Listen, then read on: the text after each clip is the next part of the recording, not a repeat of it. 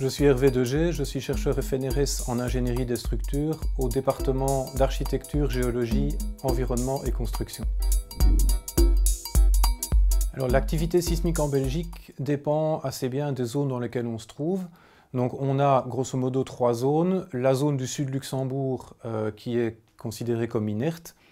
La grosse majorité du pays qui est une zone dite d'activité faible. Et puis on a alors 2 zones qui sont le Hainaut occidental et la partie est du pays, donc province de Limbourg et de Liège principalement, où l'activité est modérée. Alors, il faut savoir que nos collègues de l'Observatoire royal ont un réseau de mesures qui fonctionne en permanence, en mesures sismologiques, et qu'ils ont enregistré sur les 6 derniers mois une cinquantaine d'événements, mais de magnitude faible, de 1,5 à 1,5.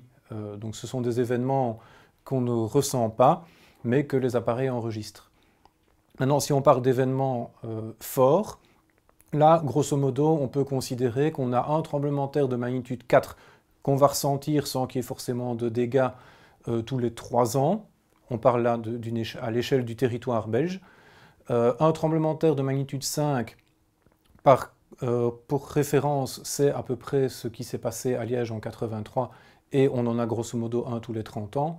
Et un événement fort, destructeur, qui va lui se produire environ tous les 300 ans, le dernier ayant eu lieu en fin du XVIIe siècle dans la région de Verviers.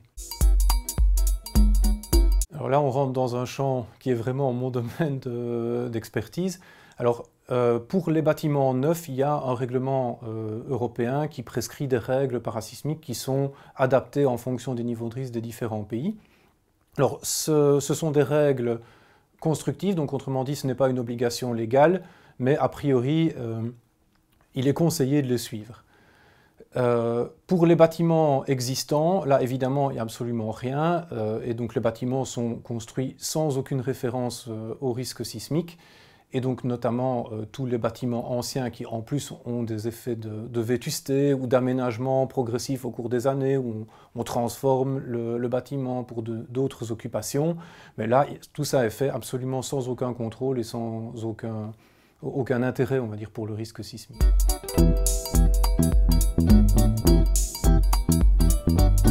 Comme souvent dans le cas des catastrophes naturelles, on ne peut pas dire à 100% oui ou 100% non.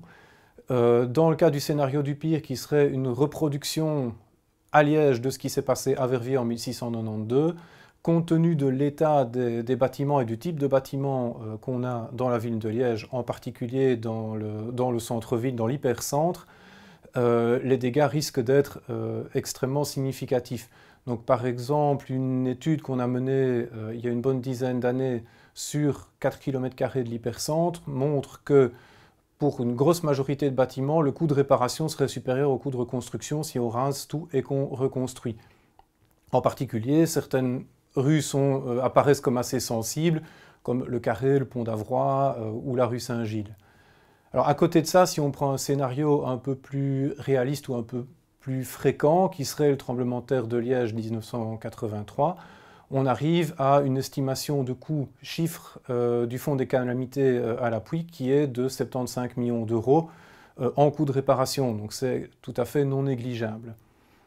Donc en conclusion de tout ça, si on compare les niveaux de risque, pour un bâtiment donné, le risque de dégâts suite à tremblement de terre est comparable à celui lié aux incendies, parce que l'incendie est plus fréquent, mais va concerner 1 ou 2 bâtiments. Le tremblement de terre, on en a moins, mais le jour où il arrive, il va impacter une grande zone d'un coup.